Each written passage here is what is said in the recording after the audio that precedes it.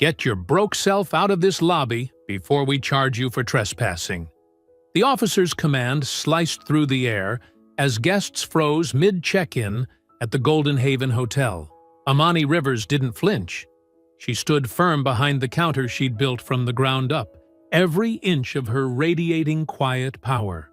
To the cops and her scheming manager, she was just another black woman out of place. But the moment they cuffed her, the countdown began. By morning, the truth would explode. The staff would be fired, and their badges would be gone. Before we go any further, comment where in the world you are watching from and make sure to subscribe, because tomorrow's story is one you don't want to miss. The morning sun streamed through the golden-tinted windows of the Golden Haven Hotel, casting warm patterns across the polished marble floor. Amani Rivers moved through her lobby with quiet grace, her heels clicking softly against the stone. She wore a cream-colored blazer with a golden silk scarf, her signature touch that matched the hotel's elegant aesthetic. "Good morning, Mrs. Peterson." Amani smiled warmly at an elderly guest who was a regular visitor. "I trust you slept well?" "Like a dream, as always," Mrs. Peterson beamed. "Your new mattresses are heaven-sent." Amani made her way to the front desk, where Gloria James was humming an old gospel tune while carefully polishing the brass fixtures. Her weathered hands moved with practiced care over every surface until it gleamed. "Those door handles have never looked better, Gloria," Amani said, touching the older woman's shoulder gently. Gloria's eyes crinkled with pride. "Can't have anything less than perfect in our house, Ms. Rivers." Behind the desk, Logan Shaw stood stiffly, his pressed suit as rigid as his posture. His fingers tapped impatiently on the computer keyboard as he pointedly ignored their exchange. Amani noticed his jaw clench. It happened whenever she referred to the hotel as ours.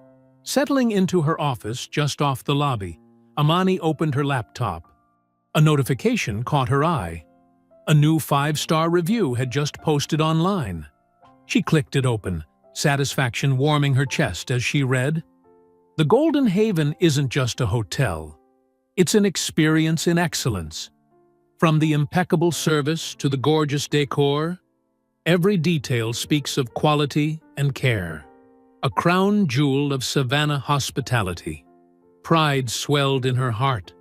This was what her father had dreamed of when he'd worked as a porter in this very building 60 years ago. Now his daughter owned it, had transformed it into one of downtown's most prestigious addresses. A sharp knock interrupted her thoughts. Logan Shaw stood in her doorway, his smile not quite reaching his eyes.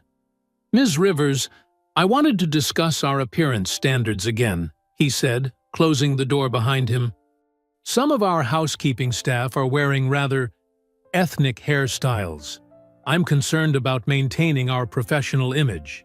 Amani's face remained perfectly composed, though her stomach tightened.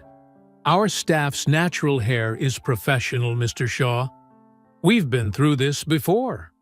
Our clientele has certain expectations. Yes, they expect excellent service, which they receive." Amani cut him off smoothly. "Was there anything else?" Logan's nostrils flared slightly. "The weekend numbers—" He was interrupted by heavy footsteps in the hallway. Deshaun Rivers appeared in the doorway, his broad shoulders filling the frame. Despite his crisp suit, his military bearing was evident in his straight spine and alert eyes. "Morning, Mama," he said, then nodded curtly to Logan. "Mr. Shaw." "Deshaun," Amani smiled. "How were the vendor meetings?" "Productive. Our new linen suppliers' prices are better, and their quality's just as good." He placed a folder on her desk, positioning himself slightly between her and Logan. "The restaurant's produce delivery had some issues, though. I'll brief you later." Logan cleared his throat. "Well, I should return to the front. We're expecting the Thompson wedding party soon." He retreated, his shoes clicking rapidly across the floor. Deshaun watched him go, his expression dark. "I don't trust that man, Mama." "Neither do I, baby." Amani sighed. But he knows his job, and he brings in business. He brings in a certain kind of business, Deshawn muttered. Amani stood and walked to her office window, which overlooked the lobby. Gloria was now arranging fresh flowers, their sweet scent drifting through the air. A young black couple was checking in, the woman admiring the crystal chandelier, while their little girl twirled on the patterned carpet. "This is what matters," Amani said softly. "When I was that child's age, we couldn't even stay in hotels like this. Now she can see someone who looks like her owning one."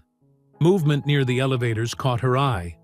Logan was speaking in low tones with a man in an expensive gray suit. Something about their body language made her instincts prickle. The way they stood too close, how Logan's hand partially concealed their handshake, the quick glance around before they parted. The man in the gray suit walked briskly toward the entrance. As he passed through a shaft of morning sunlight, Amani's breath caught. She recognized the silver hair, the confident stride, the artificial smile. Councilman Walter Reeve, chairman of the Urban Renewal Committee. The same man who'd been in the news last month, praising the revitalization of the historic Grayson Street neighborhood. The same neighborhood where 3 black-owned businesses had mysteriously lost their leases before being bought out by developers. Deshawn stepped up beside her. "Mama, you okay?" Amani watched Reeve disappear through the revolving door, her reflection in the window glass showing no trace of her unease. "I'm fine, baby. Just fine." The lobby buzzed with activity as the Teachers Association convention brought waves of retired educators through the Golden Haven's doors. Their animated chatter about educational reform and memorable classroom moments filled the air, mixing with the soft classical music playing through hidden speakers. Gloria James stood near the entrance, helping an elderly black delivery man who was slumped on one of the lobby's plush benches. His uniform was dark with sweat from hours of working in the Georgia heat. She held a glass of ice water to his trembling hands. "Take your time, Mr. Washington," Gloria said softly, her motherly concern evident. "This heat's no joke today." The driver nodded gratefully, sipping the water. "Thank you, ma'am. Just need a minute. Been delivering since dawn." "You delivered our linens right on schedule," Gloria assured him. "Least we can do is offer some water and rest." The peaceful moment shattered as Logan Shaw's voice cut through the lobby like a whip. "What is this?" He stormed across the marble floor, his face flushed with anger. "We're not running a homeless shelter." Gloria straightened her spine. "Mr. Washington is our linen delivery driver, Mr. Shaw. He's just... I don't care who he claims to be." Logan's voice rose, drawing attention from nearby guests. "This is a 4-star hotel, not some street corner rest stop. Get him out." Mr. Washington struggled to his feet, dignity warring with exhaustion on his weathered face. "I'm going, sir. Don't want no trouble." "Logan!" Amani's voice rang out clear and firm as she emerged from her office. The lobby fell quiet as she crossed the floor, her heels striking a measured rhythm against the marble. "That's enough." "Ms. Rivers," Logan turned, his lips curling.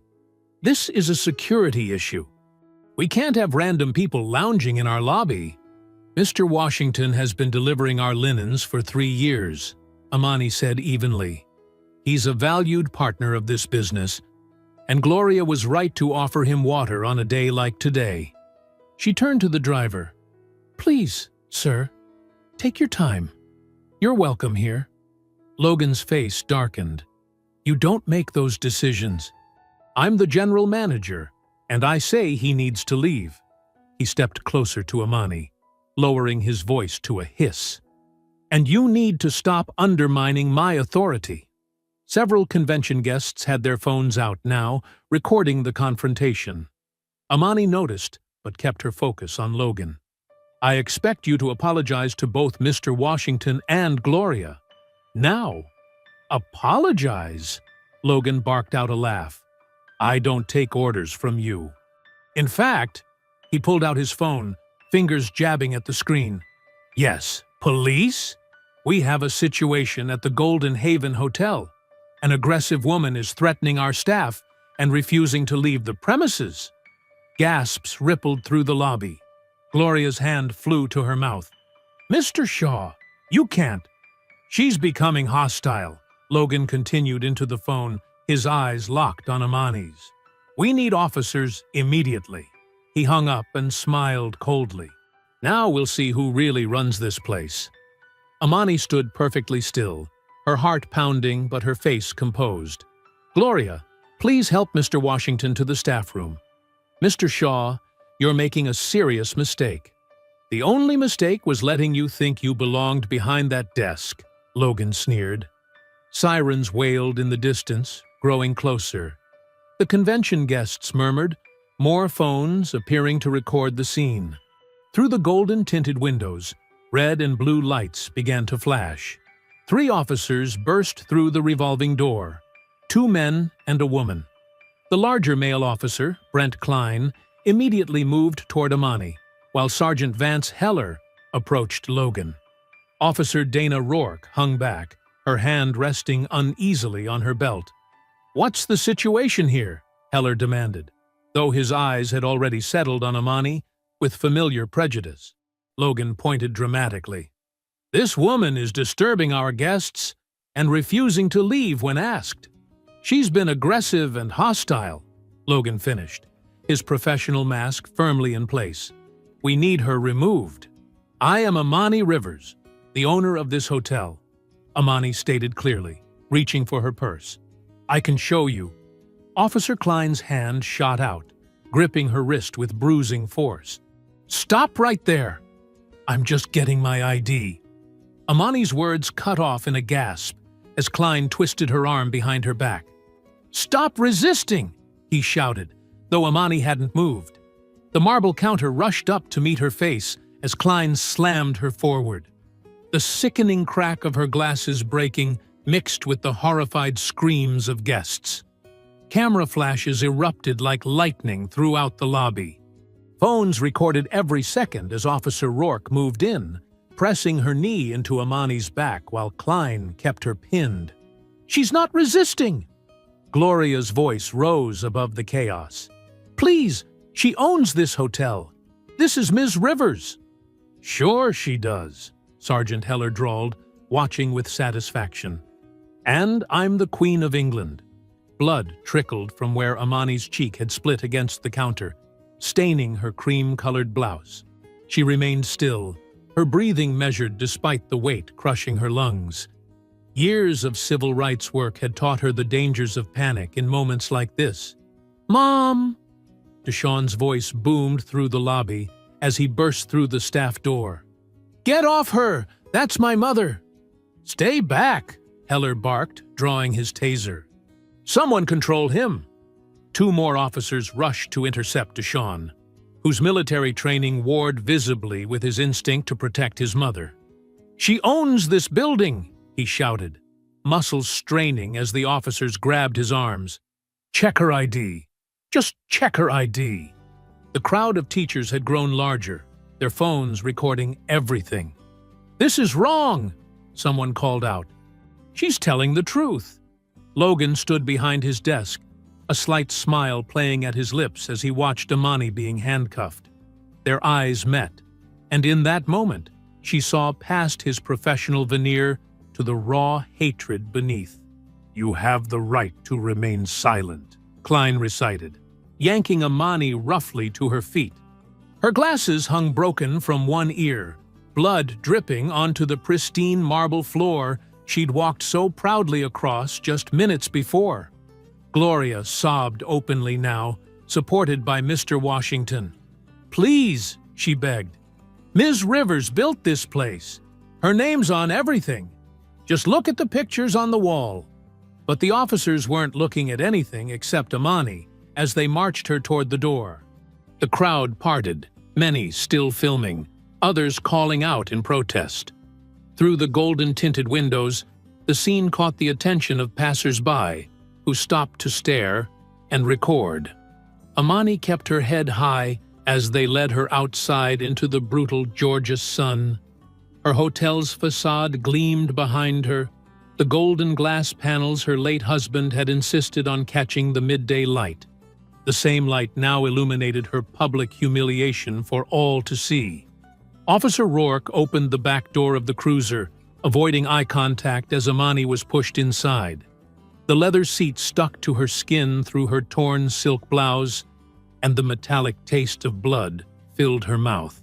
Through the window, she watched her son still struggling with the officers, his face twisted in helpless rage.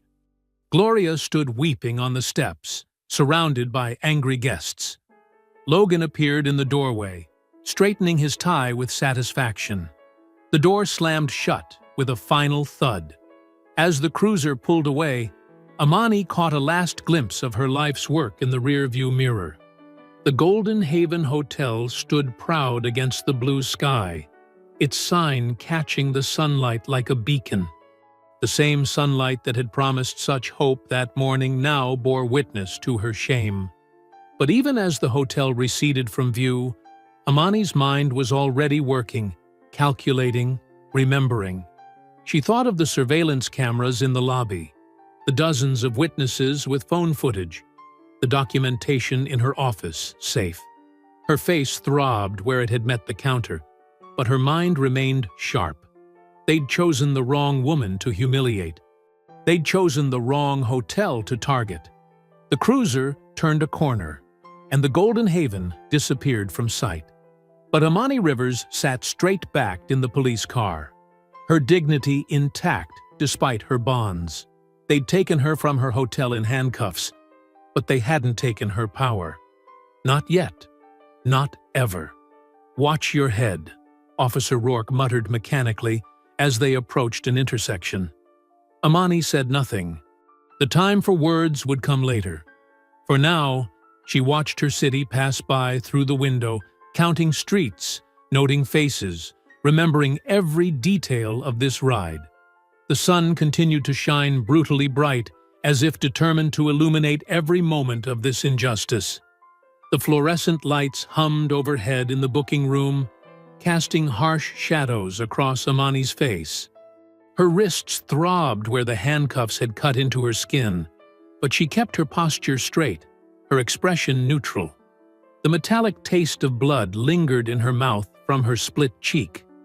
Two officers lounged against a nearby desk, making no effort to lower their voices. "Can you believe these people?" one snickered. "Always claiming to own something." "Yeah, next thing you know, she'll say she owns the whole city," the other replied, both laughing at their own joke.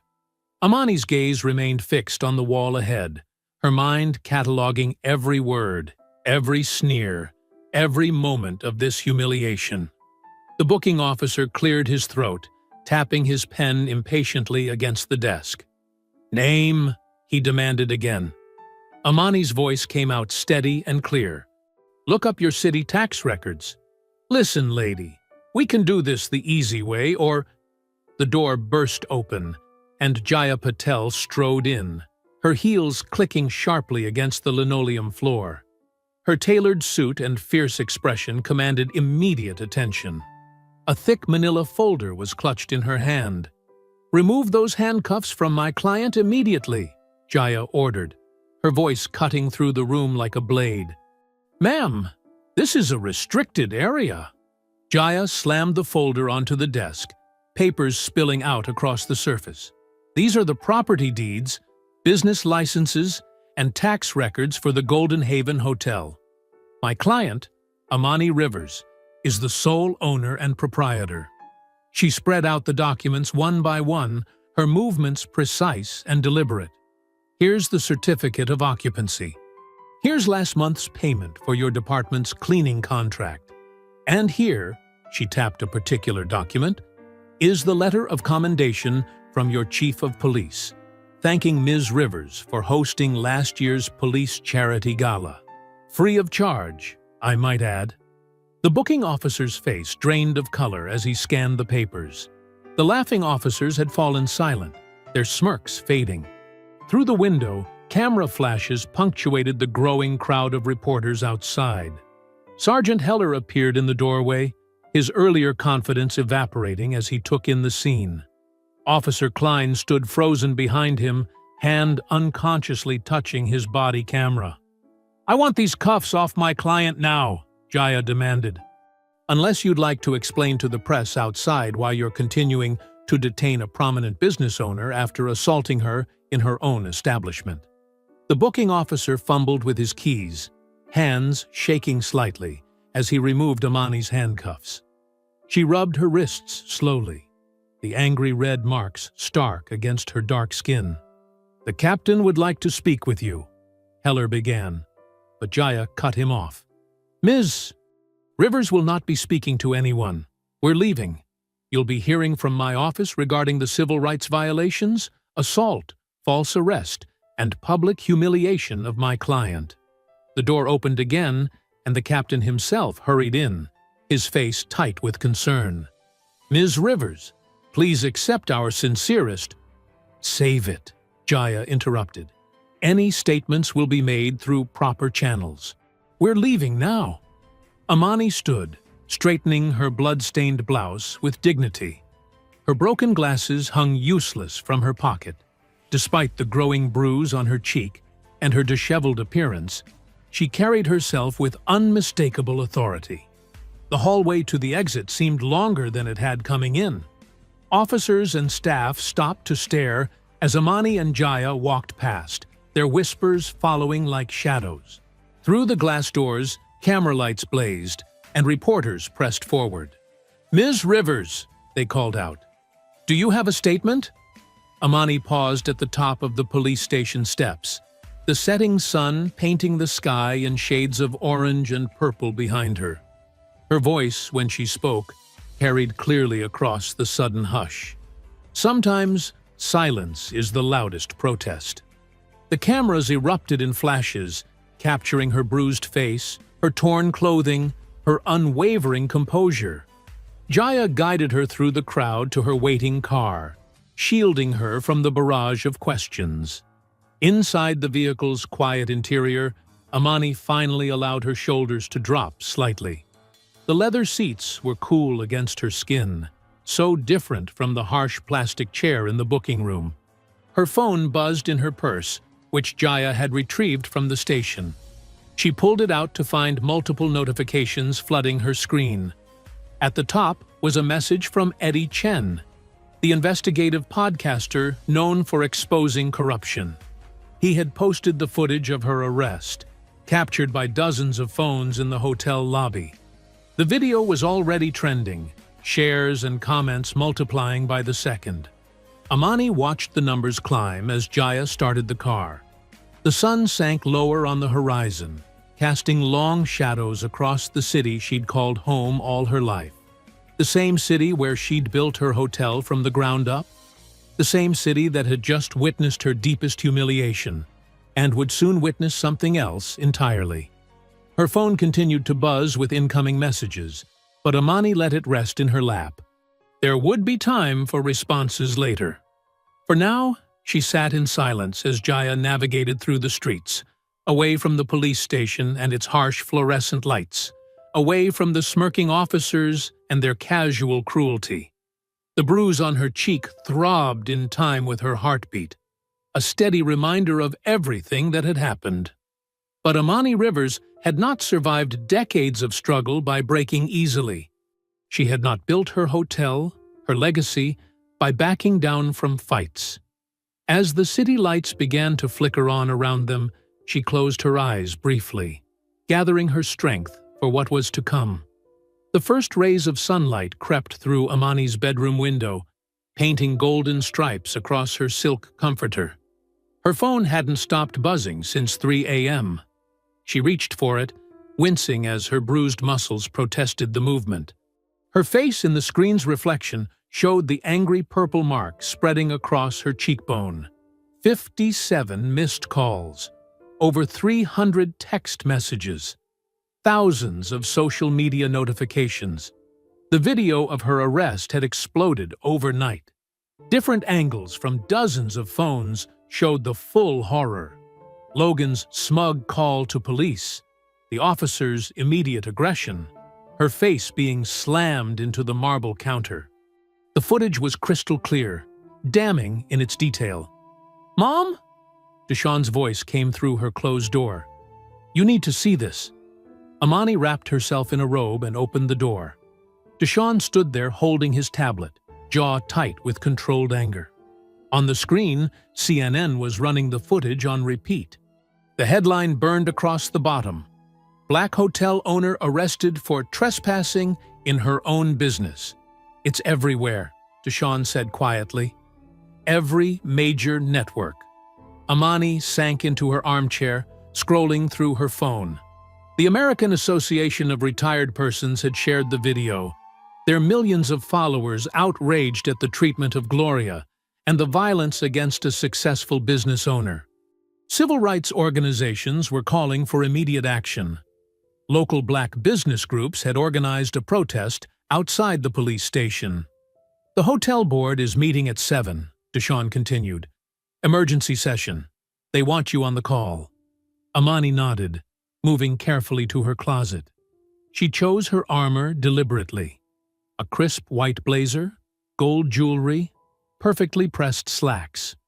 Her split lip made applying lipstick difficult, but she managed.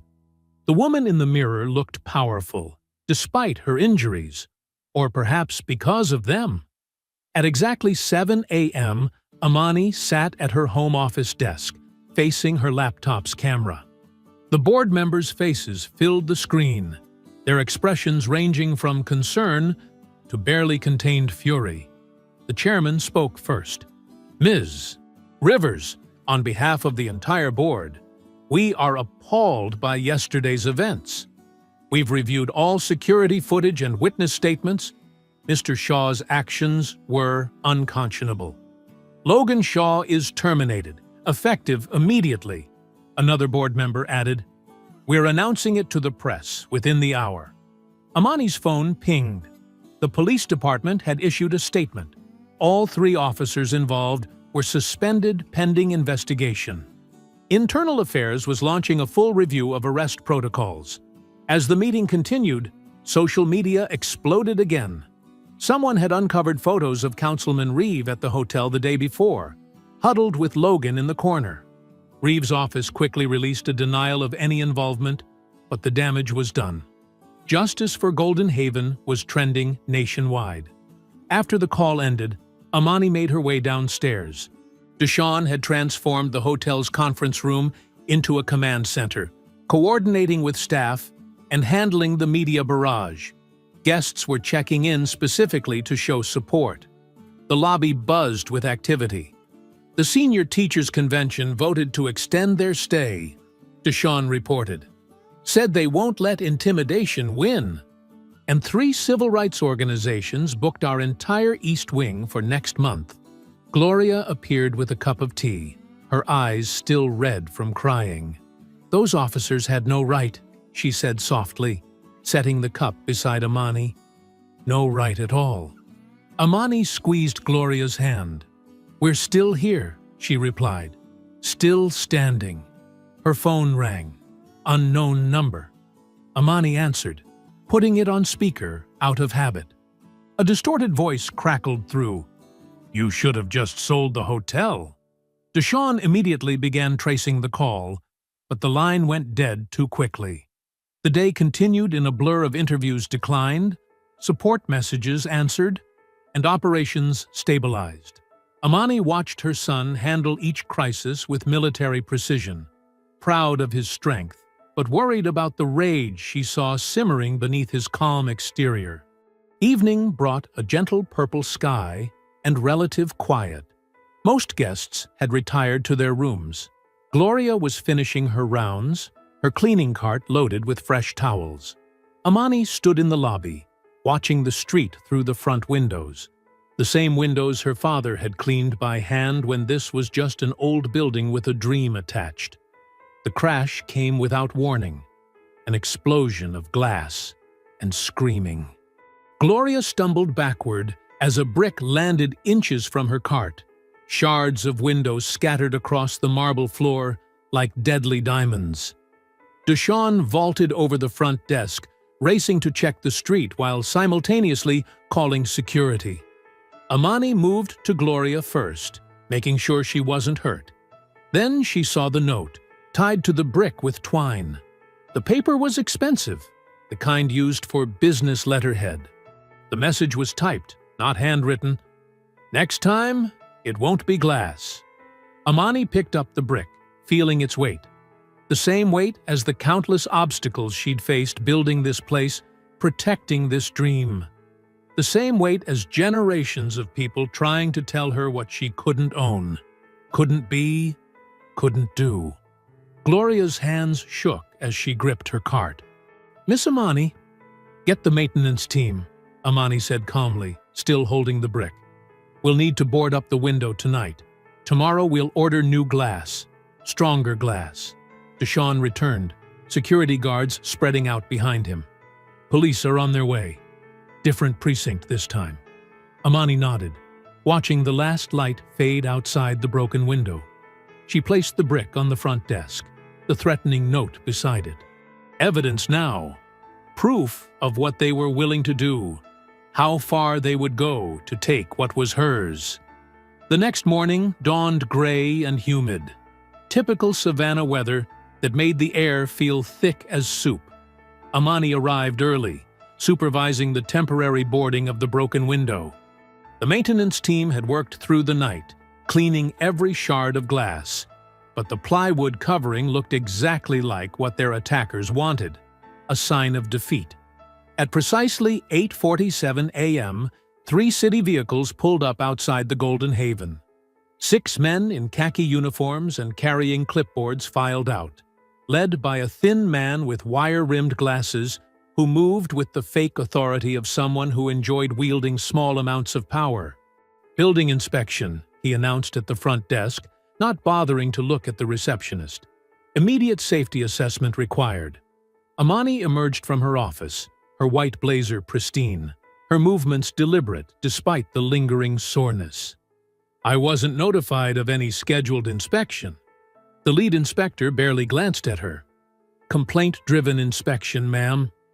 We received multiple reports of structural concerns." He flipped through his papers with exaggerated importance, particularly regarding the East Wing Foundation and fire suppression systems. "Multiple reports? Yesterday?" Amani kept her voice level. "How convenient." Deshawn appeared silently at her side, his military bearing obvious in his rigid posture. He slipped her a note. "Klein's car across street. Unmarked." The inspectors spread out through the hotel like an invading army, disrupting guests and interrupting breakfast service. They took photos of every minor crack, every worn carpet edge, making a show of shaking their heads and muttering into their phones. Amani called Jaya immediately. "They're manufacturing violations," she said quietly into the phone. "I need you here." The lead inspector was examining the front desk with theatrical concern when Jaya Patel strode through the door 20 minutes later. Her high heels clicked against the marble floor like ammunition, her briefcase swinging with purpose. "I'll need to see your inspection authorization forms," Jaya announced, not bothering with pleasantries, "and documentation of these alleged complaints." The inspector straightened, his authority visibly deflating. "This is a routine." "Nothing about this is routine," Jaya cut him off. "Complaint-driven inspections require 24-hour notice under City Ordinance 47.3. I'm also curious about the timing, given yesterday's events." She pulled out her phone, snapping photos of the inspector's badges and vehicles. "I'm sure the federal civil rights investigation will be very interested in this coordinated harassment." The lead inspector's face reddened. "We're just doing our jobs." "No," Jaya replied coldly. "You're doing someone else's dirty work, and we'll find out whose." Through the plywood-covered window, Deshawn watched Officer Klein's unmarked car pull away from its surveillance spot. The inspectors huddled, whispered, then began packing up their equipment with obvious reluctance. "We'll be filing our report," the lead inspector muttered, avoiding eye contact. "And we'll be filing ours," Jaya responded pleasantly. After they left, Amani checked her watch. Time for her standing lunch with Aunt Lila. Some traditions couldn't be broken, especially not now. The small cafe 2 blocks away had been their meeting spot for years. Aunt Lila was already at their usual table, her silver hair gleaming, her presence drawing respectful nods from other diners. As a retired schoolteacher who'd educated half of Savannah's black professional class, she carried natural authority. "Child," Lila said, as Amani sat down, "you look tired." "I am tired," Amani admitted, letting some of her guard down. "They're coming at us from all angles now." Leela stirred her tea with careful precision. "Course they are. You scared them. Nothing more dangerous than a black woman who won't back down." She reached across the table, her fingers strong despite their age. "But that's exactly why you can't get tired. That's what they're counting on." "The inspectors are just the beginning," Lila finished.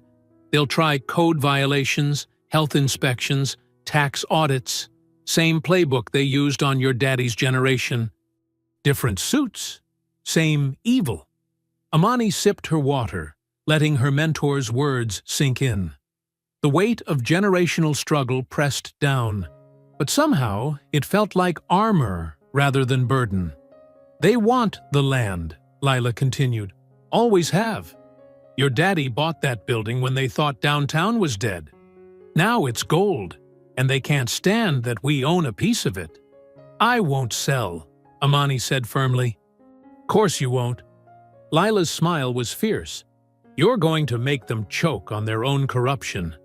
Their food arrived, shrimp and grits for Lila, salmon salad for Amani. They ate in comfortable silence until Amani's phone buzzed. Eddie Chen's name lit up the screen. "Ms. Rivers?" Eddie's voice was tight with excitement. "I've been following the money. Logan Shaw's personal accounts show monthly deposits from a company called Savco Holdings. Big deposits, starting the day after he was hired." Amani put the call on speaker so Lila could hear. "Savco's just a shell," Eddie continued. "But guess who's on the incorporation papers? Walter Reeve himself. The payments to Logan were kickbacks. He was their inside man." Lila's eyes narrowed. "The Lord may work in mysterious ways," she said softly. "But karma works right out in the open." After lunch, Amani and Aunt Lila drove straight to Jaya's downtown office.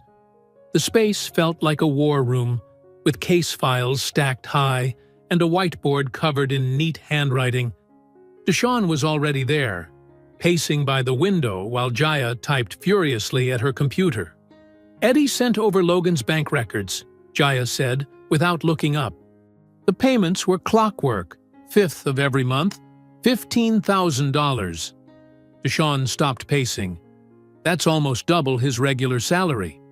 "Blood money," Aunt Lila muttered, settling into a leather chair. 30 pieces of silver to betray his own workplace." Amani stood at the whiteboard, studying Jaya's timeline. Red marks indicated each incident. The fake police calls, the brick, the surprise inspection. Below that, a growing list of properties recently sold to Savco Holdings. "Look at the pattern," she said, tapping the marker against her palm. "First comes the police harassment, then building inspections, then mysterious property damage." Her voice hardened. "They're not even trying to hide it anymore." Jaya swiveled in her chair. "Because they've never had to. Until now." She pulled up a spreadsheet. Eddie interviewed 3 other business owners from the historic district. All black-owned businesses, all faced similar harassment, all ended up selling to Savco within 6 months. "For pennies on the dollar," Deshawn added. "Mom, Miss Regina's soul food place? Remember how they shut her down over health code violations last year? Savco bought it a week later." Aunt Lila leaned forward. "That restaurant fed 3 generations. Her grandmother started it during segregation." Now it's a smoothie bar, Deshawn said bitterly. Amani's marker squeaked as she drew connecting lines. They target businesses with history, with meaning to our community, places that represent Black success. Success they can't control, Jaya agreed. She stood up, straightening her blazer. But here's what they didn't count on. Documentation. Eddie's interviews, the viral videos, Logan's bank records. We're building more than a case. We're exposing a system. Amani checked her watch. The community meeting starts in 2 hours. We need to show people this isn't just about Golden Haven. It's about all of us, Aunt Lila said firmly. By 7 that evening, Golden Haven's grand ballroom hummed with voices. Folding chairs filled quickly as people arrived. Reverby Taibi Fifus. Jackson from First Baptist, Mrs. Chen from the corner market, Mr. Washington, who owned the barber shop, 3 generations strong. Faces Amani had known all her life, plus newer allies drawn by the viral video of her arrest. Deshawn managed security, positioning trusted staff at every entrance. The bruises from his scuffle with police had faded, but his watchfulness hadn't. He noted every face, every movement, protecting his mother's vision like he'd once protected military convoys. Jaya set up a projector, displaying their evidence clearly. Bank records, property transfers, police call logs. The truth in black and white. When Amani stepped to the podium, the room hushed. Her face still showed faint marks from the arrest, but she stood straight, dignified, in a golden silk blouse. They thought arresting me would silence us, she began. Instead, it exposed their whole operation. This isn't about one hotel. It's about our right to own, to build, to stay. Heads nodded. Murmurs of agreement rippled. Savco Holdings isn't just buying buildings, she continued. They're trying to erase our history, but we're not done writing it. She gestured to Jaya, who advanced the slides. This is how they operate. First comes harassment, selective enforcement, surprise inspections, police calls, then property damage they blame on crime in the area. Finally, they offer to buy you out for your own good. The crowd grew restless as they recognized the pattern. Mrs. Chen stood up. That's exactly what happened to my sister's restaurant. And my daddy's garage, called another voice. Aunt Lila rose slowly, commanding attention without effort. Some of you were my students, she began, her voice carrying decades of authority. I taught you about Reconstruction, about how they tried to push us out back then. This is the same fight in modern clothes. She moved to the front, standing beside Amani. But we have something they don't expect. Unity, evidence, and a whole lot of righteous anger. Her words shifted into a prayer that felt like a battle cry. Lord, give us strength to fight smart. Give us patience to fight long. And give us wisdom to fight together. Amen? Thundered the crowd. For the next hour, people shared stories, signed affidavits, joined committees. Church groups promised support. Shop owners offered meeting spaces. Retired teachers volunteered to document histories of threatened businesses. The room crackled with purpose. This is how we win, Jaya told Amani quietly. Not just in court, but in community. As the meeting wound down, people lingered in small groups, exchanging numbers and making plans. The energy had shifted from fear to determination. Deshawn supervised as elderly attendees were escorted safely to their cars. Through the lobby's remaining intact windows, Amani noticed a black SUV idling across the street, its engine purring in the humid night. The tinted passenger window rolled down just enough to reveal a shadowy outline before the vehicle accelerated away, its tires squealing against wet pavement. Morning sunlight painted the Savannah City Hall steps, golden as protesters gathered, their signs bobbing like flowers in a breeze. Justice for Golden Haven and Black Business Matters. Messages competed with chants that echoed off marble columns. News vans lined the curb, their satellite dishes reaching skyward. Amani climbed the steps beside Jaya, both women dressed in crisp suits that meant business. Deshaun flanked his mother's other side, scanning the crowd with military precision. The bruises on Amani's face had faded to yellowish shadows, but she'd chosen not to cover them with makeup. Let them see, she thought. Let them remember. Ready? Jaya asked, clutching her briefcase filled with evidence. Amani nodded, touching the small golden bell pin on her lapel, her late husband's legacy. Truth doesn't need rehearsal. Inside, the chamber buzzed with tension. City council members shuffled papers, avoiding eye contact. Councilman Reeves sat front and center, his usual swagger dampened by sweat at his temples. Behind him, Sergeant Heller and Officer Klein occupied the third row, both in civilian clothes but radiating cop energy. "Order," called Council President Matthews, gaveling the room to silence.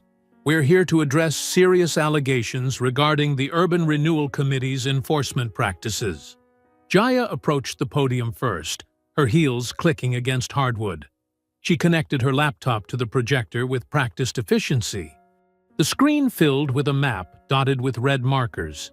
These points represent Black-owned businesses targeted for what the committee calls compliance sweeps in the past 18 months.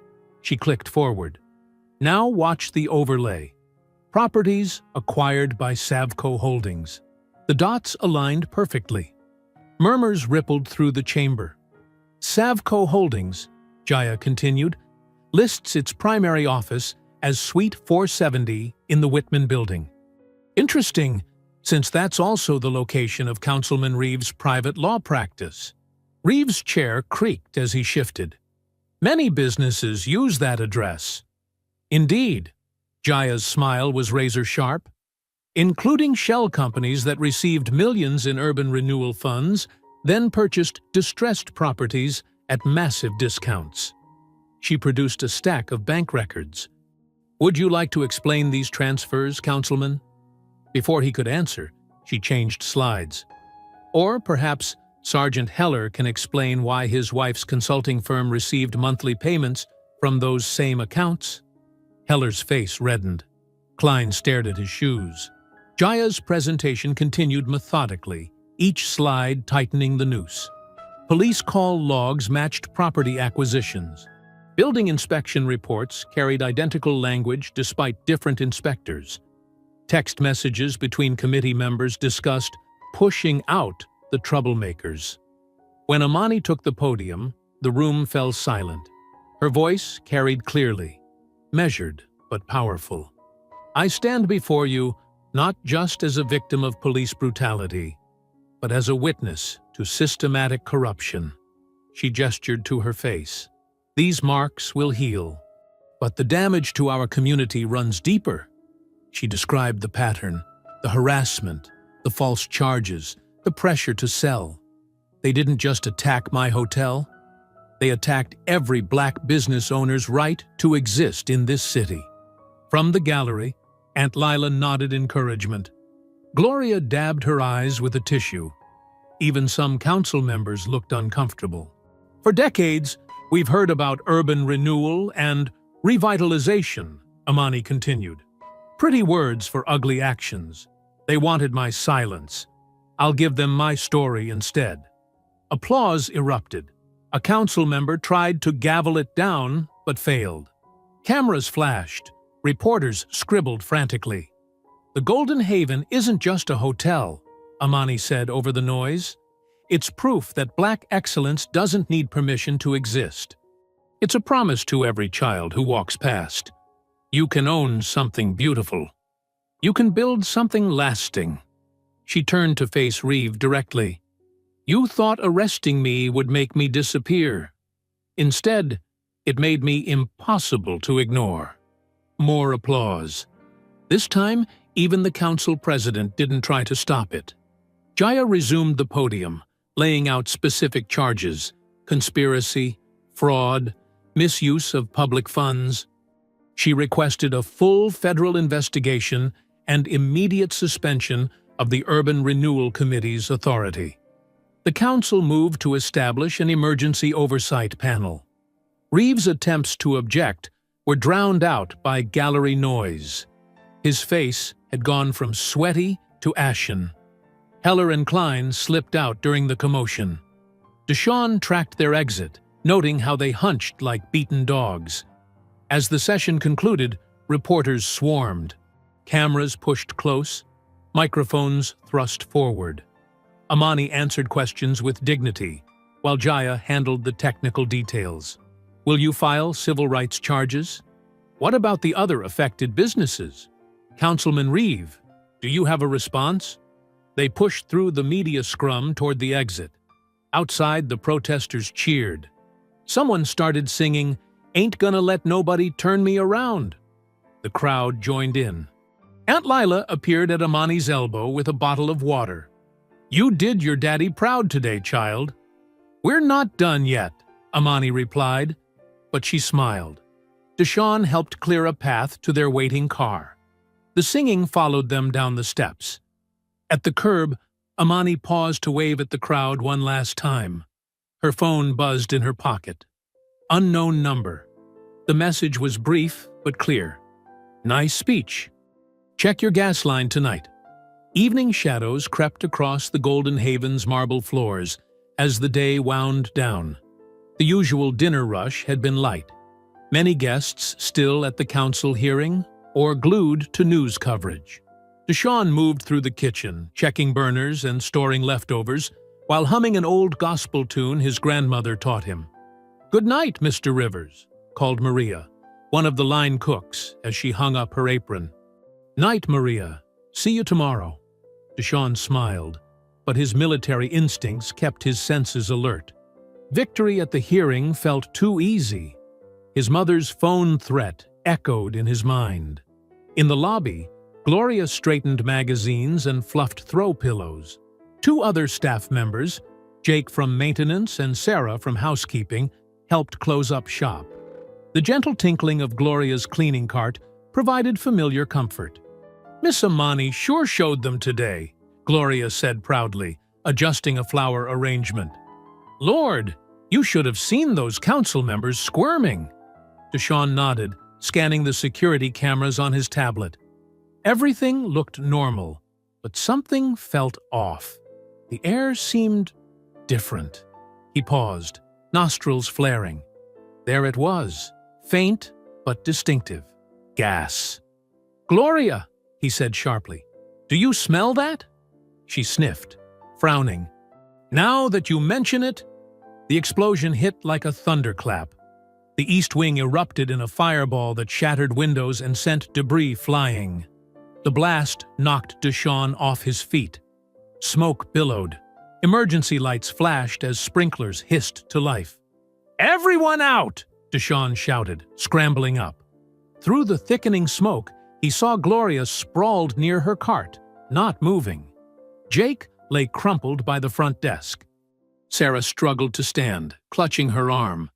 Training kicked in. Deshawn rushed to Gloria first, checking her pulse. Steady. She was breathing, but unconscious. He hoisted her over his shoulder in a fireman's carry. "Sarah, can you walk?" She nodded, tears streaking her soot-stained face. "I think my arm's broken." "Head for the front door. I'll get Jake." Water poured from the sprinklers, turning the marble floors treacherous. Deshawn carefully made his way to the exit with Gloria.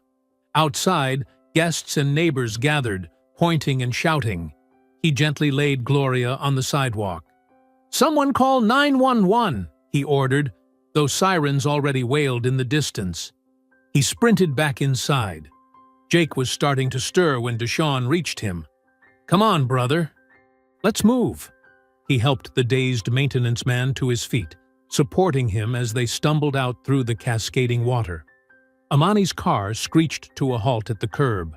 She leaped out, still in her hearing suit, horror etched on her face as flames licked the night sky. "Is everyone out?" she demanded. "All staff accounted for," Deshawn reported. No guests in house. We were closing up. Emergency vehicles arrived in force. Fire trucks, ambulances, police. Paramedics swarmed the injured staff. Gloria regained consciousness, confused but alert. Sarah cradled her broken arm, while Jake got treated for smoke inhalation. Firefighters charged in with hoses, battling the inferno that consumed the East Wing. The blaze reflected in the hotel's golden windows, making them look like portals to hell. Amani stood straight-backed, watching her dream burn. Her expression wasn't defeated. It was carved from stone. Jaya arrived minutes later, taking in the scene with sharp eyes. "Fire marshal's already calling it suspicious," she said quietly. Gas line was deliberately cut. Professional job. "They waited until the hearing," Amani replied, voice tight. "Made sure we were all distracted." A fire captain approached, helmet under his arm. "Ma'am, we've contained the blaze to the East Wing. Sprinkler system helped, but there's extensive damage. Our investigators will need access once it's fully out." "Of course." Amani's voice was steady, but Deshawn saw her hands trembling. Two insurance agents materialized, looking uncomfortable in suits among the emergency workers. They muttered about accelerants and prior threats while taking photos. The crowd grew as news vans arrived. Reporters thrust microphones forward, shouting questions. Jaya ran interference, keeping them back. "Mrs. Rivers, any comment on the explosion? Is this related to today's hearing? Will Golden Haven rebuild?" Deshawn watched his mother's face in the flashing emergency lights. She'd worn that same expression when his father died. Pain transformed into iron purpose. Gloria insisted on standing despite the paramedics' protests. She hobbled to Amani's side, water dripping from her uniform. "They think they can scare us away," Gloria said fiercely. "But we're family here. Family doesn't run." Amani squeezed her hand. Around them, hotel staff gathered. Kitchen workers, housekeepers, front desk clerks, all drawn by news of the explosion. They formed a circle around their owner, a wall of solidarity. The flames gradually died under the firefighters' assault. Smoke drifted into the Savannah night like lost ghosts. The elegant East Wing, with its ballroom and luxury suites, was a blackened skeleton. Amani's phone buzzed. She looked at the screen, jaw tightening. Deshawn read the message over her shoulder. "Sell, or next time, we finish the job." 2 days after the explosion, yellow police tape still fluttered around the Golden Haven's East Wing. The morning sun couldn't hide the scorched walls or shattered windows. News vans clogged the street, their satellite dishes reaching skyward like metal sunflowers. Inside Jaya's downtown office, Amani sat at a gleaming conference table, surrounded by stacks of documents. Her tailored blazer couldn't hide the exhaustion in her shoulders, but her eyes burned with determination. RICO laws were designed for mob bosses, Jaya explained, spreading papers across the table. But they work just as well against corrupt officials. We prove a pattern of criminal enterprise, and the whole house of cards falls. "Pattern is right here," Deshawn said from his laptop station in the corner. His fingers flew across the keyboard, screens reflecting in his glasses. "Savco's network security is good, but military training taught me better. Look at this." He turned his screen. Complex financial diagrams filled the display, arrows connecting offshore accounts to familiar names. "There's our smoking gun," Jaya leaned forward. "Reeves been laundering development funds through shell companies in the Caymans. And look who else has their hand in the cookie jar. Sergeant Heller," Amani's voice was ice. 5 separate accounts under his wife's maiden name. "That's not all." Eddie Chen walked in, laptop under his arm. Dark circles under his eyes suggested sleepless nights of investigation. "My sources just sent me something interesting." He pulled out a digital recorder and pressed play. The room filled with voices. These minority-owned businesses are holding up progress. Reeves' familiar drawl. We need more aggressive cleanup operations. My officers know how to apply pressure. Heller's voice. Health code violations, noise complaints, suspicious person reports. Death by 1,000 cuts. Just keep it quiet. A third voice. The police chief. Election season's coming. Eddie stopped the recording. 3 hours of strategy sessions. They're talking about systematic harassment of black business owners across 5 districts. Timing these leaks will be crucial, Jaya said, making notes. We release the financial data first, let them deny it, then hit them with the recordings when they're off balance. Deshawn's phone buzzed. He checked the message, eyebrows rising. Got another piece of the puzzle.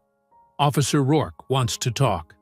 The female officer from my arrest, Amani asked, says she's been keeping records, dates, times, coded orders from Heller about target properties. Deshawn looked up. She sounds scared. She should be, Jaya said.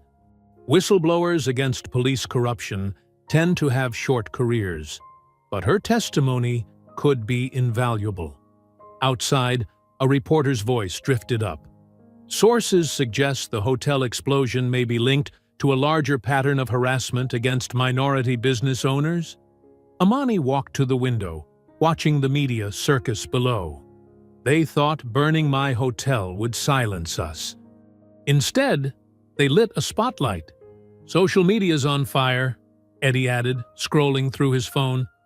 Black business owners across 3 states are coming forward with similar stories. Your case broke the dam. Deshawn's computer chimed. Got another hit. Savco's internal emails mention something called Operation Clean Sweep. Started 6 months ago. Systematic targeting of minority-owned properties for acquisition. Cross-reference those dates with police incident reports, Jaya instructed. Build a timeline. Already on it. The pattern's clear as day. Sudden increases in patrol activity, code violations, harassment complaints, all within days of Savco marking a property for renewal. Amani's phone lit up with a text from Gloria. News crew trying to interview injured staff. What should we tell them? Nothing yet, Amani replied. We play this our way. Rourke wants to meet, Deshawn announced. Says she has body cam footage from the arrest that never made it into evidence. Jaya checked her watch. I can meet her in 30 minutes. Where? Diner on Montgomery. She's insisting on public but quiet. Smart woman, Eddie commented. Harder to make someone disappear in public. The room fell silent as they absorbed the stakes.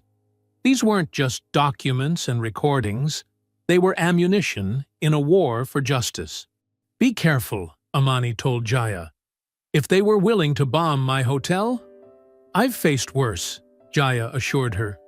In Chicago, I had a client whose evidence got 3 dirty cops convicted. Lived on my couch for a month while death threats poured in. Deshawn stood. I'll drive you. Better to have backup. The diner's parking lot was half full when they arrived. Officer Rourke sat in her personal car, not a patrol vehicle, nervously watching the entrance. She wore civilian clothes, a baseball cap pulled low. Jaya approached alone while Deshawn watched from their car. Rourke's hands shook as she reached into her glove compartment. She withdrew a small flash drive, labeled in neat handwriting. Body cam, lobby incident, uncut. Back in Jaya's office, they gathered around her desktop monitor. The flash drive's contents loaded, revealing crystal-clear footage from Officer Rourke's body cam.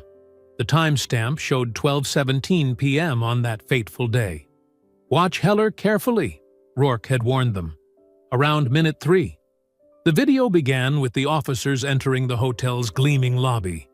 Tourists scattered as they approached. Phones raised to record. The body cam captured Logan Shaw's smug expression as he pointed toward Amani. That's her. Shaw's voice dripped with manufactured concern. She's becoming aggressive. The footage showed Amani standing perfectly still, hands visible, voice steady. "I am the owner of this establishment. I can provide identification." Heller's phone buzzed in the video. The camera caught him glancing down at the screen. The message preview was clearly visible. From Logan Shaw. "Make it stick. Reeve wants this wrapped today." "There," Deshawn paused the video, pointing.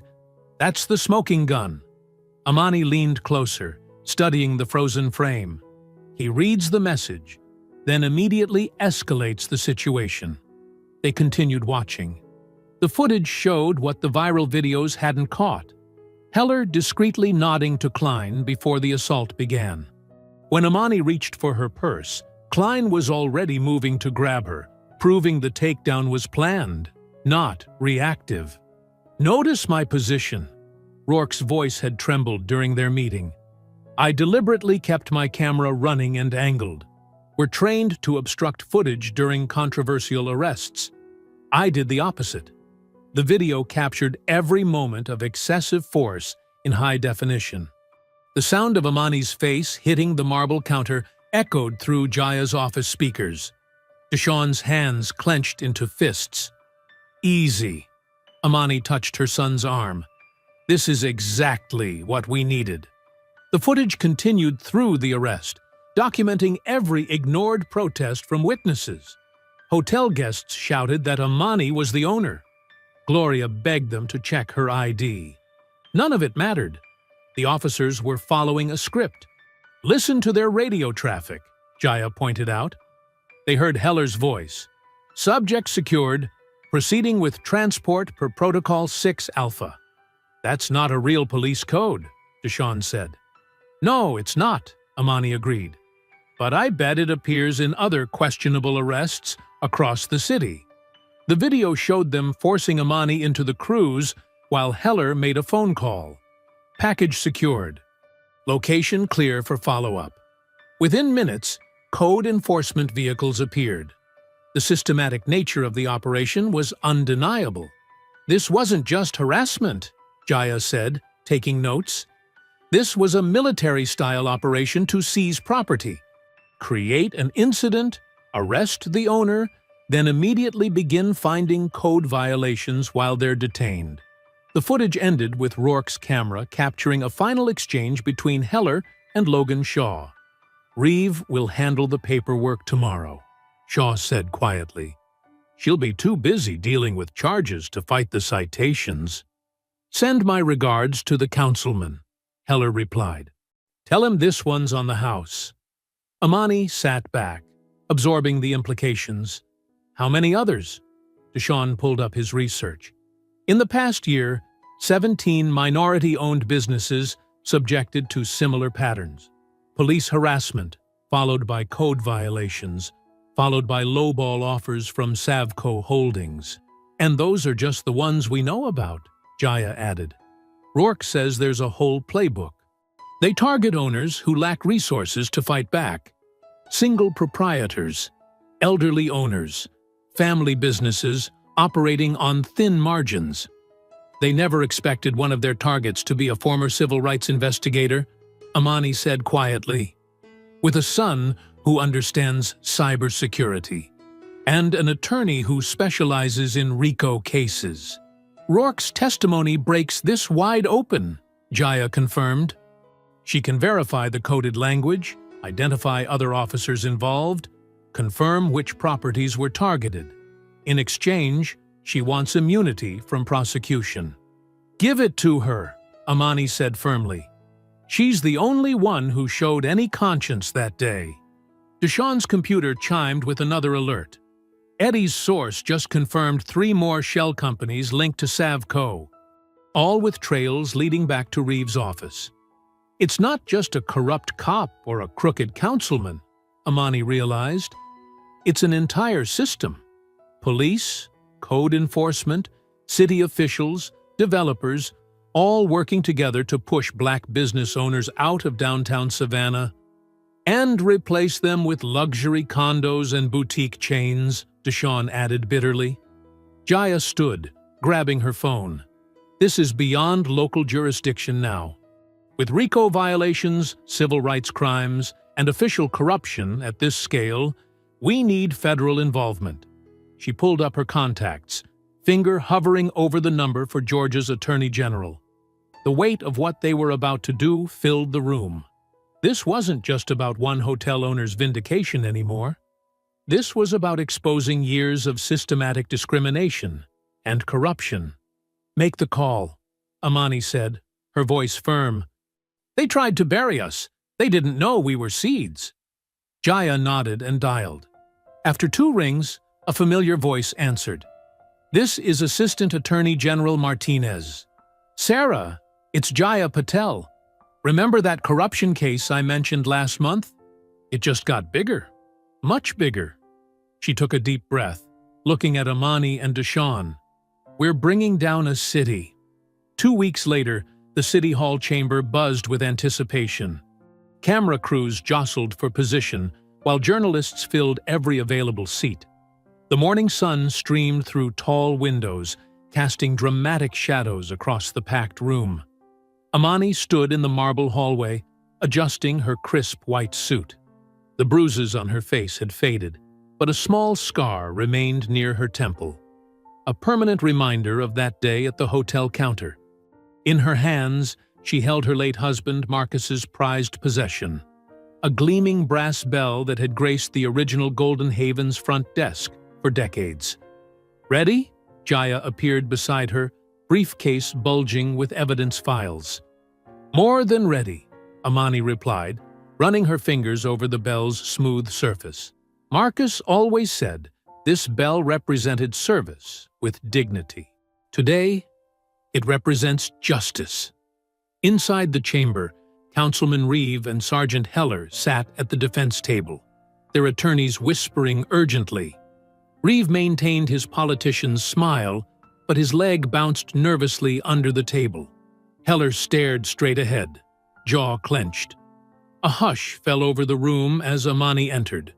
The click of her heels echoed against marble as she walked down the center aisle, head held high. She placed the golden bell on the witness table, a symbol of everything they had tried to take from her. "All rise," the clerk announced, as the ethics committee members filed in. Jaya approached the podium first, her voice clear and controlled. "What you're about to see isn't just about one incident at one hotel. This is about a systematic campaign to drive minority business owners out of downtown Savannah." She began methodically laying out the evidence. Spreadsheets showing Savco Holdings property acquisitions flashed on the screen, each one a minority-owned business targeted after police harassment. Bank records revealed payments flowing from shell companies to private accounts held by Reeve and Heller. "Protocol 6 Alpha," Jaya explained, playing audio clips from multiple police raids. A code that appears nowhere in official police procedures, yet shows up repeatedly in arrests at minority-owned businesses before they're pressured to sell. Officer Rourke's testimony came next via video deposition. She detailed how the scheme worked: targeted harassment, manufactured citations, coordinated pressure from multiple city departments. The chamber grew tenser with each revelation. Reeve's attorney tried to object, claiming the evidence was circumstantial. But then, Jaya played the body cam footage. The crystal-clear evidence of conspiracy left no room for doubt. Several committee members visibly recoiled at the sight of Amani's face being slammed into the counter. Throughout it all, Amani sat perfectly still, the golden bell beside her catching sunlight. She noticed Logan Shaw in the back row, shoulders slumped, already knowing his guilty plea had helped build this case. Just as Jaya prepared to call her first witness, movement at the front of the chamber drew everyone's attention. Mayor Charles Dawson rose from his seat in the front row, his presence commanding instant silence. "Madam Chairwoman," he said, his voice carrying authority. "Before we proceed, there's something this committee needs to understand." All eyes turned to the mayor as he moved to the center of the room. Dr. Rivers's arrest wasn't just a random act of discrimination. It was the catalyst we needed, the final piece of evidence in an investigation that's been ongoing for months. Gasps rippled through the chamber. Reeves' face drained of color. "Since January, Doctor. Rivers has been working with my office and state investigators," Dawson continued. "Her hotel's surveillance systems, her son's cyber expertise, and her own background in civil rights investigation helped us document this corruption from the inside." The revelation hit like a thunderbolt. Journalists frantically typed on their phones. Photographers' cameras clicked rapidly, capturing the shocked expressions on every face. "When they assaulted her that day," Dawson said, gesturing to the body cam footage frozen on screen, "they didn't just attack a business owner. They attacked someone who had already compiled enough evidence to expose their entire operation." The mayor turned to face Amani, genuine respect in his voice. Dr. Rivers agreed to let that arrest happen, knowing it would force them to reveal their whole system. She chose to endure humiliation to protect other business owners from suffering the same fate. The chamber erupted in murmurs. Amani remained composed, though her hand tightened around the golden bell. This was the moment when her private pain transformed into public purpose. Suddenly, the heavy doors at the back of the chamber burst open. FBI agents in tactical gear poured in, led by a senior agent holding up a badge. "Councilman Walter Reeve," the agent's voice boomed. "Sergeant Vance Heller, you're under arrest for conspiracy, civil rights violations, and racketeering under the RICO statute." Chaos erupted. Reeve tried to stand but was quickly handcuffed. Heller attempted to reach for something under his jacket, but found himself face down on the table, agents securing his arms. In the back, 2 more agents moved to arrest the developers who had worked with Savco Holdings. Cameras flashed like strobe lights. Journalists shouted questions. The chairman banged his gavel uselessly as the room descended into pandemonium. Through it all, Amani remained seated, one hand resting on her golden bell, watching justice unfold in real time.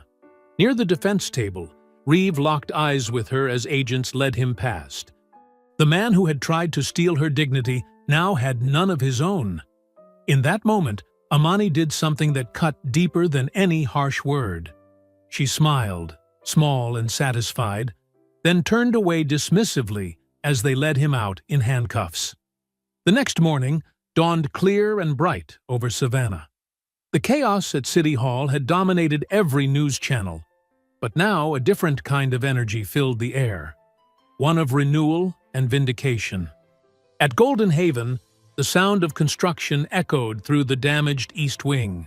Workers in hard hats carefully removed charred debris, while others measured spaces for new drywall.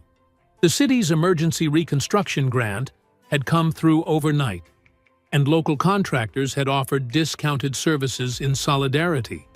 Amani stood in the lobby, reviewing blueprints with Deshawn. The marble counter where she'd been assaulted was being replaced with elegant black granite. Her choice. No need to preserve painful memories. "Miss Rivers!" a familiar voice called out. Gloria James walked through the front door, her uniform pressed and perfect, despite her arm being in a sling from the explosion. Tears welled in her eyes as Amani embraced her.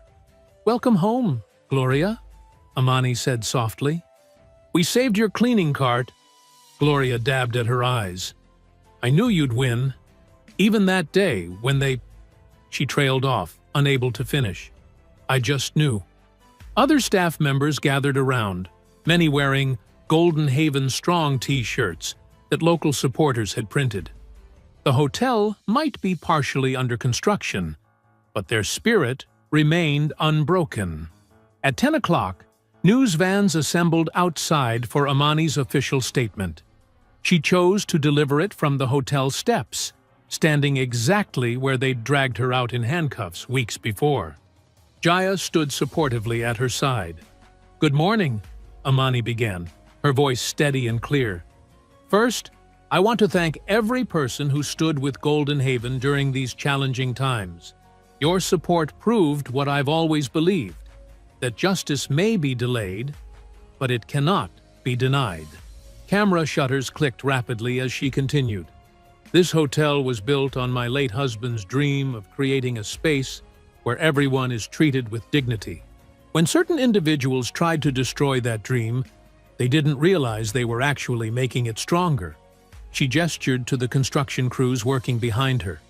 Today, we begin rebuilding, not just walls and windows, but trust.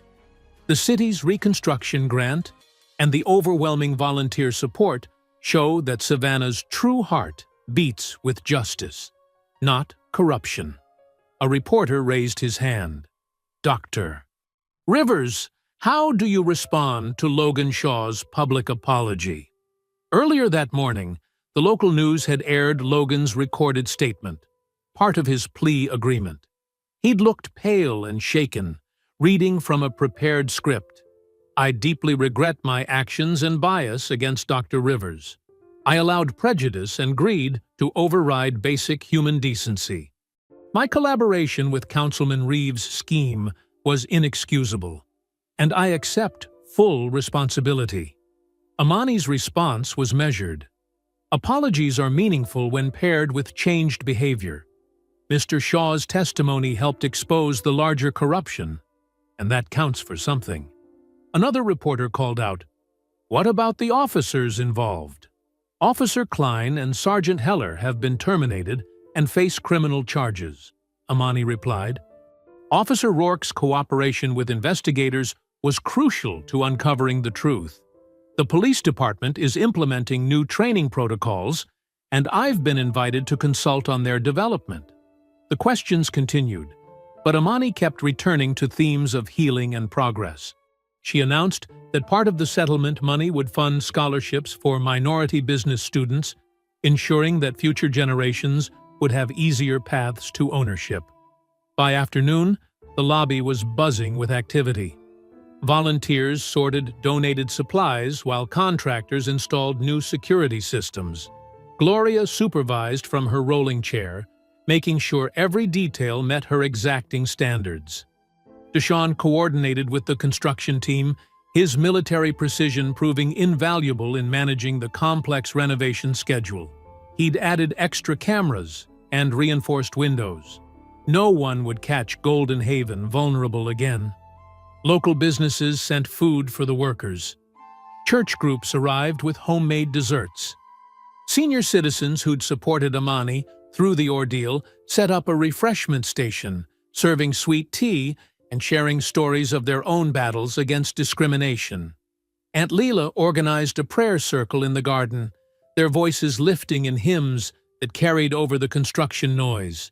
Even some tourists stopped to join in, drawn by the spirit of community healing. As sunset approached, Amani took a moment alone in her office. On her desk sat the morning's paper with the headline, "Federal Charges for Former Councilman Reeve. Corruption Scheme Exposed. Multiple Arrests." Below it lay Logan's written apology letter, along with notification that the fired officer's appeals had been denied. A knock at her door revealed Jaya, smiling. They're ready for the big moment. Outside, a crowd had gathered in the growing dusk. The hotel's new sign had been installed, larger and brighter than before. Deshaun stood ready at the power switch, while Gloria held Amani's golden bell. Amani addressed the waiting crowd. When they tried to take this place, they didn't understand what it represents. Golden Haven isn't just a hotel. It's a symbol of dignity that can't be broken, of dreams that won't be denied. She nodded to Deshaun, who flipped the switch. The sign blazed to life, its golden letters gleaming against the darkening sky. Golden Haven, owned and protected. Gloria rang the bell, its clear tone ringing out across the street like a declaration of victory. Applause erupted from the crowd. Camera flashes captured the moment as Amani stood proudly beneath the glowing sign, its light reflecting in her eyes like a promise kept, a battle won, a legacy secured. 2 weeks after the sign lighting, Golden Haven's grand reopening day arrived with perfect Georgia weather. Morning sunlight streamed through the restored lobby windows, making the new black granite counter gleam. Fresh flowers filled crystal vases, their sweet scent mixing with the aroma of coffee from the newly installed cafe. The Mount Zion Baptist Church Gospel Choir arranged themselves on the curved staircase, their royal blue robes adding dignity to the restored space. Hotel staff, wearing crisp uniforms with golden pins, guided arriving guests to their places. Local news crews set up cameras, while national media representatives checked their microphones. Gloria James, now fully recovered, supervised final touches from her new domain. A corner cafe carved out of the renovated East Wing. The brass nameplate read, "Gloria's Corner Cafe," in elegant script. She adjusted table settings with her usual precision, pausing occasionally to wipe happy tears from her eyes. "Everything perfect, Gloria?" Deshawn asked, appearing beside her with a fresh pot of coffee. He'd insisted on personally training all cafe staff, wanting this tribute to Gloria to be flawless. "Better than perfect," she replied, straightening a napkin. "Never thought I'd see my name up there like that." The cafe's walls featured black and white photographs of longtime staff members and community leaders. Gloria's image held the center spot, a candid shot of her defending Amani during the arrest, her face fierce with protective love. By 10 o'clock, the lobby hummed with excitement. Aunt Lila held court near the entrance, greeting guests in a striking golden dress that matched the hotel's color scheme. Church mothers, community activists, and business leaders filled the space. Even some tourists who'd witnessed the original incident had returned to show support. Jaya Patel worked the room with professional grace, but her smile held extra warmth today. She'd received word that morning the Federal Appeals Court had upheld all RICO convictions. Reeve, Heller, and their conspirators would serve their full sentences. When she shared the news with Amani, both women had hugged fiercely, years of battle culminating in this final victory. Eddie Chen set up his recording equipment near the grand piano, preparing to capture the day's events for his final podcast episode. His series on Golden Haven had gone viral, bringing national attention to similar cases across the country. Listening to him test audio levels, snippets of his narration carried across the lobby. In the end, it wasn't just about a hotel. It was about dignity, about standing your ground when others try to steal your dreams. At 11 sharp, the gospel choir began to sing, "Victory is Mine." Their harmonies soared to the ceiling, filling every corner with jubilation. Guests swayed to the music, some raising their hands in praise, others wiping away tears. Amani emerged from her office, radiant in a white suit, with subtle gold threading. Deshawn stood at her right, while Aunt Lila took her left. Together, they approached the golden ribbon stretched across the main entrance. The choir's final note held as Amani addressed the crowd. "When my late husband and I bought this building 20 years ago, people said we were dreaming too big. When others tried to take it from us, they thought we'd give up that dream. But dreams built on love and justice don't die easily." She gestured to the gathered faces. "Every person here played a part in our victory. Every prayer, every protest, every act of solidarity proved that community is stronger than corruption. When they tried to shame us, you helped us stand taller. When they tried to silence us, you amplified our voice." Gloria stepped forward, carrying a velvet cushion that held the golden ceremonial scissors, the same scissors that Amani's husband had used 2 decades earlier at the first opening. Aunt Lila placed her hand over Amani's on the scissors handle, their shared grip symbolic of generations standing together. "Golden Haven isn't just a hotel," Amani continued. "It's a testament to what we can achieve when we refuse to back down, when we transform pain into power, when we stand united against injustice." The scissors flashed in the sunlight as they cut the ribbon. Applause thundered through the lobby as the choir launched into "Oh, Happy Day." Guests surged forward to hug Amani, shake hands with Deshawn, and congratulate Jaya.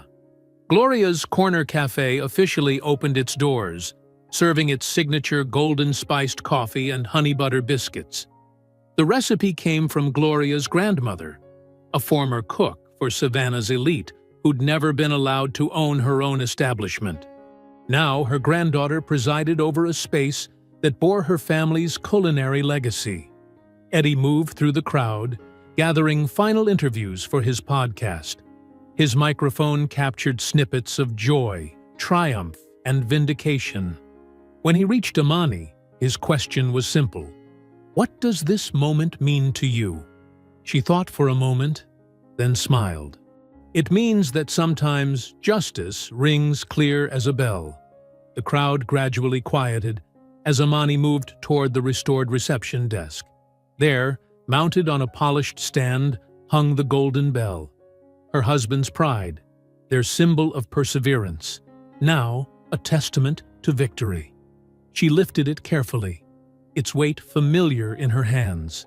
The gathered crowd held their breath, phones raised to capture the moment. Deshawn stood proud beside his mother, while Aunt Leela dabbed her eyes with a handkerchief. Gloria paused in serving coffee, her face glowing with satisfaction. Amani raised the bell, its surface catching the sunlight streaming through the windows. With one firm motion, she rang it, releasing a clear, pure tone that sang through the lobby. The sound seemed to carry all their struggles, their determination, their triumph in its resonance. The tone echoed through the crowd, touching each person who had stood with Golden Haven through its darkest days. In that crystalline ring, they heard victory. The celebration's energy faded with the setting sun, leaving Golden Haven's halls peacefully quiet. Display lights cast a warm glow across the polished floors, where, hours earlier, hundreds of feet had danced in celebration. The scent of Gloria's biscuits still lingered in the air, mixing with the sweetness of spent flower arrangements. In her office, Amani sat behind her desk, her white suit jacket draped over the chair. The day's triumph showed in the small smile that played across her lips as she sorted through the mountain of cards, letters, and notes that had poured in. Each one represented a voice of support, a hand reaching out to hold hers through the struggle. She opened an elegant cream envelope from the Baptist Women's Alliance, their words of praise making her chest swell with pride. Another came from a group of retired teachers who'd witnessed her arrest. They'd organized a scholarship in her name. A crayon drawing from Gloria's granddaughter showed the hotel in wobbly golden lines, stick figures holding hands around it. Deshawn had left an hour ago, insisting his mother get some rest, but Amani wanted to savor these moments. The quiet after victory felt sacred somehow. Her fingers traced the edge of a letter from a young law student who wrote that Golden Haven's story had inspired her to focus on civil rights law. The desk lamp cast a pool of warm light as she reached for another envelope, this one different from the others. Plain brown padded mailer, no return address, just Amani Rivers, typed in basic font. The weight felt odd, slightly heavy on one side. Her years as a civil rights investigator had taught her to notice such details. With careful fingers, she opened the seal. Inside, she found a single police body cam memory card in a plastic case. No note accompanied it. The card looked identical to the one Officer Rourke had provided, but the identification number was different. Amani's pulse quickened as she inserted the card into her laptop. The video player opened, showing footage from the day of her arrest. But this wasn't from any of the 3 officers she knew about. This camera angle was new, from someone standing slightly back, observing. The timestamp showed 20 minutes before the confrontation. The unknown officer's camera captured a private moment in the parking lot. Several figures huddled near a patrol car, their faces clear in the midday sun. Sergeant Heller was there, along with Officers Klein and Rourke. Then a voice off camera, calm and measured. "Make it look rough. She's more useful that way." The camera shifted, and Amani's breath caught. The speaker wore a crisp suit instead of a uniform, his silver hair neat, his smile practiced and political. The name tag on his jacket read Chief Dawson, the same man who, as mayor, had claimed to be her ally in exposing corruption. The footage continued, revealing Dawson giving detailed instructions about the upcoming arrest. "We need this to look bad enough to force her hand, but not so bad it backfires. When she breaks, Savco moves in, and everyone gets their cut." Amani's hands were steady as she saved the file to an encrypted folder. The pieces clicked into place. Dawson's careful positioning as a reformer, his perfectly timed investigation, the way he'd managed to emerge from the scandal looking like a hero. He hadn't just known about the corruption, he'd orchestrated it from the beginning. She removed the memory card and walked to her office safe, its new reinforced door another legacy of recent events. Inside, next to her most important documents, she placed the card in a secure case. Evidence, like justice, sometimes needed to wait for the right moment. "Justice never ends," she whispered, closing the safe with a solid click. "But this chapter does." The weight of this new knowledge settled on her shoulders, not as a burden, but as a reminder. Power rarely showed its true face at first glance. Still, tonight wasn't for new battles. Tonight was for honoring victories already won. Amani gathered her belongings, tucking the most meaningful cards into her purse to read again later. She switched off her desk lamp, letting moonlight from the window paint silver streaks across her office. The room held so many memories now, tears and triumphs, strategies planned, justice slowly built. In the hallway, she paused to straighten a photo, the one of Gloria standing fierce that day, loyalty personified. The image reminded her that courage came in many forms, and justice required all of them. The lobby spread before her, peaceful in its nighttime stillness. Moonlight played across the new granite counter where she'd once been brutally arrested. Now it stood as a symbol of resurrection, of wrongs made right. The space felt almost sacred in its emptiness, as if holding its breath between one chapter and the next. Her heels clicked softly across the floor as she approached the golden bell. Its surface caught the moonlight, transforming it into a beacon. This bell had seen it all, her husband's dream, their struggles, their victories. Now it would hold one more secret, one more truth waiting for its moment. Amani lifted the bell, its weight familiar and reassuring in her hands. With quiet determination, she rang it one final time. The pure note filled the lobby, bouncing off marble and glass, reaching into every corner where shadows once lurked. The sound carried triumph in its resonance, clear, strong, and victorious. Justice had been served. Not completely, not perfectly, but significantly. The ring faded slowly, leaving behind a silence full of promise. Tomorrow would bring new challenges, but tonight, in this moment, victory was complete. I hope you enjoyed that story. Please share it with your friends and subscribe so that you do not miss out on the next one. In the meantime, I have handpicked 2 stories for you that I think you will enjoy. Have a great day.